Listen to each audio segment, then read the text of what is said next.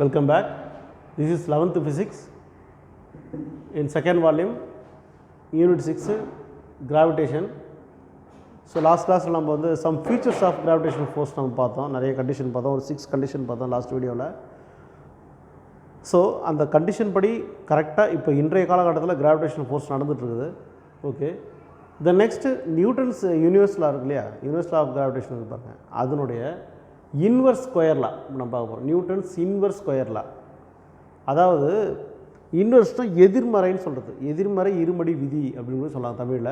Tamil medium புக்கில் எப்படி கொடுத்துருக்காங்க தெரியல, நமது நியூட்டனின் எதிர்மறை இருமடி விதி அப்படின்னு சொல்லுவாங்க. இதில் முக்கியமாக வந்து ஒவ்வொரு பிளானட்டோடைய ஆர்பிட்ஸ் பார்த்திங்கன்னா நம்ம பார்க்குறது சர்க்குலராக தான் இருக்கும். ஒரு ஒரு ஒரு அசியூம் பண்ணுது, அந்த காலத்தில் அசியூம் பண்ணுதுன்னா இட் இஸ் இந்த சர்க்குலர் ஆர்பிட் அப்படின்னு சொன்னோம். அப்போ அது சர்க்குலர் ஆர்பிட்னா அது பெரிய, அது வேறுனா அது எலிப்டிக்கலாக இல்லை வந்து வேறு மாதிரி நான் டிசைனில் சுற்றி வருதான்றது அது அப்புறம். ஸோ ஒரு அனுமானம் இது வந்து பார்த்திங்கன்னா all the planets in the solar system is revolves around the sun in the circular ஆர்பிட்னு சொன்னோம். அதுக்கப்புறம் எலிப்டிக்கல் ஆர்பிட், அது அப்புறம். Okay, here the orbit of the planet is circular அப்படின்னு சொல்லிடுச்சு.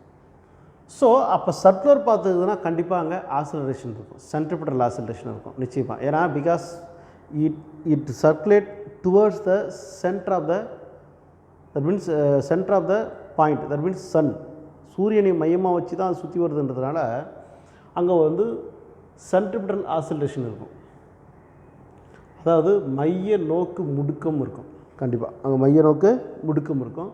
அதனுடைய ஈக்குவேஷன் வந்து நம்ம ஏற்கனவே நம்ம கண்டுபிடிச்சிருக்கோம், என்ன கைனமெட்டிக்ஸில் கண்டுபிடிச்சிருக்கிறோம், சென்ட்ரிபிட்டல் ஆசிலரேஷன்.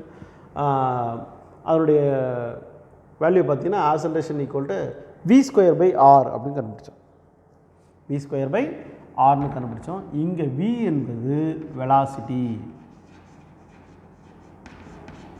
எதனுடைய வெலாசிட்டி சொன்னால் according to this revolution, that mean according to the planet, velocity of planet. சரி, r என்பது டிஸ்டன்ஸ் பிட்வீன் எது எது கொடுத்துக்கலாங்க, டிஸ்டன்ஸ் பிட்வீன் சொன்னால் சென்டர் பாயிண்ட் அண்டு ஆப்ஜெக்ட். இது பொதுவான ஒரு விளக்கம். ஆனால் இங்கே r என்பது இன்னொன்று பாருங்கள், ரேடியஸ் ஆஃப் த ஆர்பிட் இப்படின்னு சொல்லிக்கலாம். இல்லை distance between the sun and the எர்த்னு சொல்லிக்கலாம், எப்படி வேணாலும் சொல்லிங்க. இங்கே r இஸ் த டிஸ்டன்ஸ் பார், அவ்வளோதான். இப்போது நம்ம என்ன கண்டுபிடிக்க போகிறோம்னா, சரி இதனுடைய வெலாசிட்டி எப்படி இருக்குன்னு கண்டுபிடிக்க போகிறோம். இன்னும் சர்க்குலர் பாத் வெலாசிட்டி எவ்வளோ அப்படின்னு தான் கண்டுபிடிப்போம். இன்னும் சர்க்குலர் பாத் எப்படி பாருங்கள், இந்த பாயிண்ட்லேருந்து ஆரம்பித்து என்ன பண்ணுது, இப்படியே வந்து சர்க்குலர் பாத்தில் திரும்ப அந்த பாயிண்ட் தான் வந்து சேரப்போகுது. It is in the circular full rotation, the complete rotation. It is the circumference or perimeter. So the total time of revolution is capital Tன்னு வச்சுக்கோங்க. Radius R, total time of revolution is capital T. இது வந்து பார்த்திங்கன்னா நம்ம இதனுடைய சின்ன குழந்தையில் நம்ம அந்த ஃபார்முலா படிச்சிருப்போம். என்னென்னு பாருங்கள், perimeter, that means circumference equal to 2πr நம்ம படிச்சிருப்போம், ஞாபகம் பண்ணுங்க, 2πr பார்த்துருப்போம். ஸோ இப்போ நம்ம என்னென்னா இந்த வேல்யூவை சப்ஸ்டியூட் பண்ண போகிறோம். சின்ன வகுப்பில் இன்னொன்று படித்தோம், velocity equal to distance by time taken in a லீனியரில் டிஸ்டன்ஸ் பை டைம் டேக்கன். அது ஆங்குலர் வெலாசிட்டின்னு பார்த்தீங்கனாலே θ/tன்னு சொல்லுவோம். θ/tனா என்ன, angular displacement by time taken. இதெல்லாம் வந்து நம்ம படிச்சிருக்கிறோம். பட் இந்த ஈக்குவேஷன் நம்ம எடுத்துக்கிறோம். இப்போ இந்த டிஸ்டன்ஸ் ட்ராவல்டு பார்த்தீங்கன்னா ஒரு சர்க்குலர் பாத்தில் ஃபுல் ரொட்டேஷன் தான் distance travel, that is 2πr. பாருங்கள், இதுக்கு பதிலாக நம்ம விக்கு பதில் பண்ணோம் 2πr. இந்த t என்ன சொன்னோம், ஃபுல் டைம் என்ன t. ஸோ தேர்ஃபோர் இதுலேருந்து இந்த ஈக்குவேஷன் நம்ம கொண்டு வந்துட்டோம், v ஈக்குவல் டு 2πr/t. சரி, இதில் r is the radius, t is the full time, total time for the one rotation. Okay, இப்போ இந்த v ஓட வேல்யூ நம்ம இதில் சப்ஸ்டியூட் பண்ணுறோம். v ஓட வேல்யூவை இதில் நம்ம சப்ஸ்டியூட் பண்ண போகிறோம்.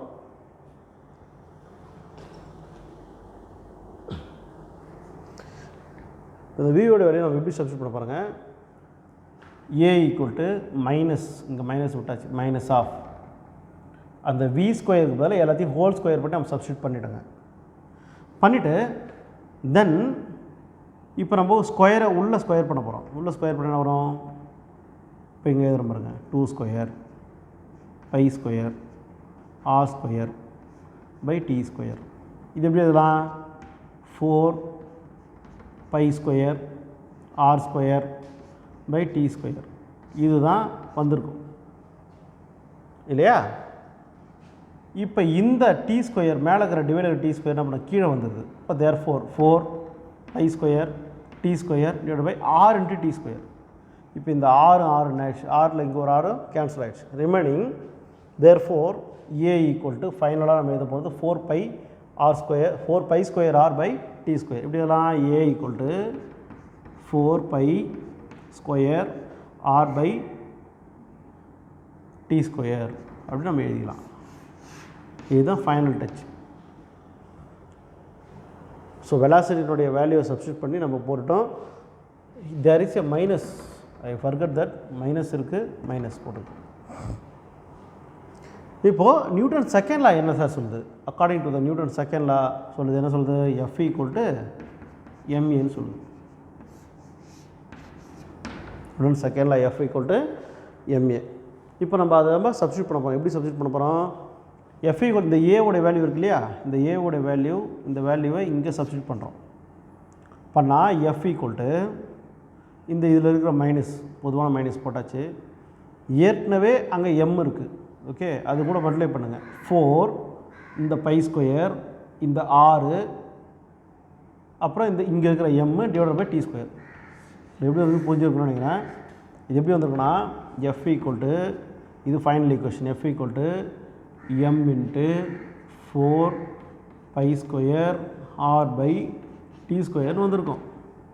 இதை ரீஅரேஞ்ச் பண்ணி எழுதும்போது என்ன வரும்? Minus of 4 by square M R by T ஸ்கொயர்னு இங்கே வந்துச்சு. இதுதான் இங்கே நம்ம எழுதியிருக்கோம். ஓகே, அடுத்தது from the Kepler second law. Kepler second law என்ன சொன்னார்? செகண்ட் லா இல்லை, sorry, third law. Kepler third law என்ன சொன்னார் அப்படின்னா, அதுக்கும் ஒரு ஃபார்முலா இருக்கு பாருங்கள். T square is directly proportional to the R cube அப்படின்னு சொன்னார். T square is directly proportional to the R, அதாவது மொத்த காலமுடைய இருமடியும் தொலைவினுடைய மும்மடிக்கு நேர்விகிதியில் இருக்குன்னு சொன்னார். Directly proportional to the distance. Okay, right. இது நம்ம ரெண்டு விதமாக எழுதலாம் பாருங்கள். T square by R cube equal to constant, அதாவது கே இப்படின்னு எழுதலாம், அல்லது இப்படின்னு எழுதலாம். எப்படி எழுதலாம்? இது இங்கே வந்துச்சுன்னா இது கான்ஸ்டன்ட்டு. சரி, அப்படியே உள்டா இது ரெண்டு இப்படி எழுதலாம். R cube is directly proportional to T square, இப்படியும் கூட எழுதலாம். அப்போ சொல்லும்போது R cube by T square equal to constant இப்படி எழுதலாம். ஸோ இவங்க இந்த ஃபார்மேட் எடுத்துக்கிட்டாங்க.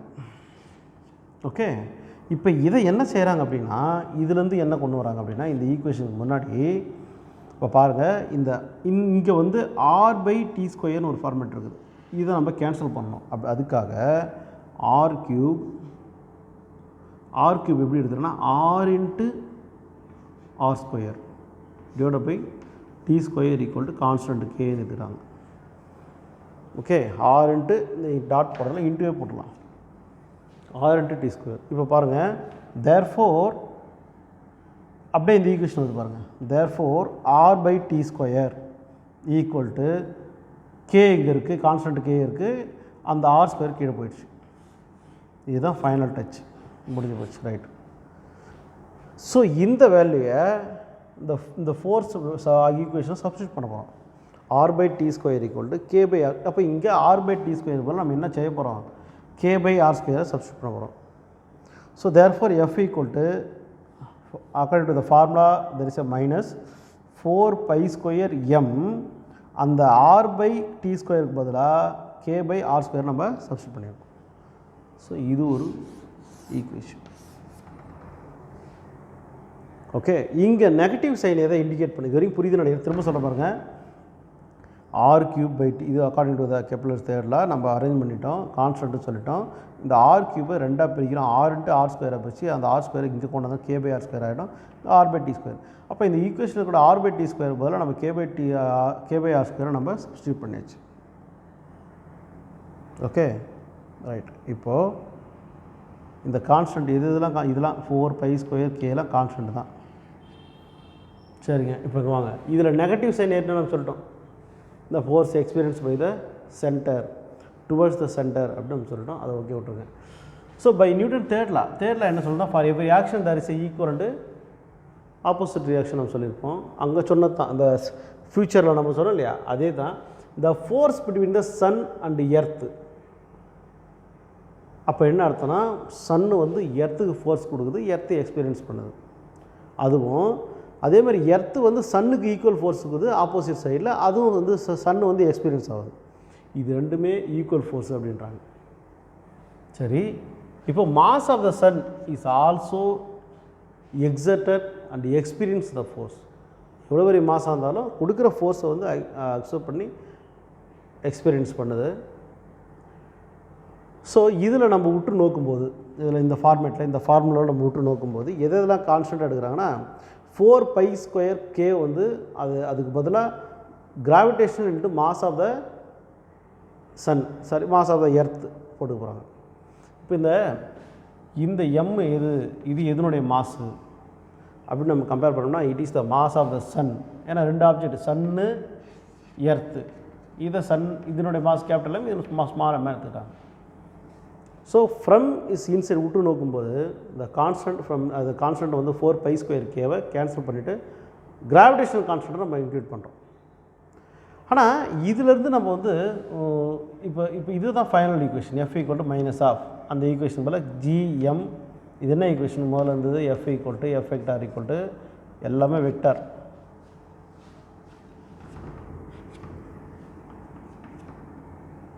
எல்லாமே வெக்டரில் வரும். ஓகே, எஃபெக்டாக ஈக்குவல்ட்டு பாருங்கள் எப்படி இருந்தது? -4π² m × k / r². இப்போ இந்த 4π² இதுக்கு பதிலாக GM போடுறோம். Then finally this equation F = of G capital M small m by r². So இதிலேருந்து ஆர்பிட் வந்து சர்க்குலர் அப்படின்றத சொன்னாங்க. பட் அது இட் இஸ் நாட் ட்ரூ, ஏற்றுக்கலை. ஆனால் அங்கே சுற்றி வர ஆர்பிட் எப்போ எலிப்டிக்கல் ஆர்பிட்னு அப்போ தான் சொன்னாங்க. நவடேஸ் நம்ம அது எலிப்டிக்கல் ஆர்பிட் தான் இன்றைக்கி நம்ம படிச்சுட்டு இருக்கோம். So there is small deviation from circular to orbit. ஒரு சாதாரண டிவியேஷன் தான். இப்போ வந்து சர்க்குலர் ஆர்பிட் இருக்கு இல்லையா, சர்க்குலர் ஆர்பிட்னா இப்படி ரவுண்டாக இருக்கும். சின்ன டிவியேஷன், ஒரு எலிப்டிக்கல் ஆர்பிட்னா சின்ன டிவியேஷன் தான். இந்த ரெண்டு வித்தியாசத்தை நம்மளுக்கு கொடுக்குறாங்க. ஸோ இதில் இன்வெர்ஸ் ஸ்கொயர் லா, இப்போ இது கொஸ்டின் எப்படி கேட்பாங்கன்னா, deduce the expression for the Newton inverse square லாவில் ஃபஸ்ட்டு ஸ்டெப் என்ன? Centripetal law, it is the circular path centripetal acceleration. Second step என்ன? Find out the velocity depends upon the circular motion. Okay, substitute the velocity, simplify it, oscillation கண்டுபிடிச்சிடும். Depends upon the Newton second law F = ma, அதில் அந்த இது oscillation substitute பண்ணுங்கள், simplify the equation. Then depends upon the Kepler's third law. இங்கே தான் நம்ம என்ன வருதுன்னா, கெப்லர்ஸ் லாவுக்கும் நியூட்டன் லாவுக்கும் என்ன ஒரு கனெக்ஷன் நம்ம ஒரு ஸ்டார்டிங்கில் இன்ட்ரோடக்ஷன்லேயே சொல்லியிருப்போம், படிக்க போகிறோம். அதான் இது. அப்போ கெப்லர்ஸ் தேர்ட் லாவை நம்ம இதில் உள்ள அனுப்புகிறோம். இதிலிருந்து நம்ம we can express that r into r² by t² equal to constant.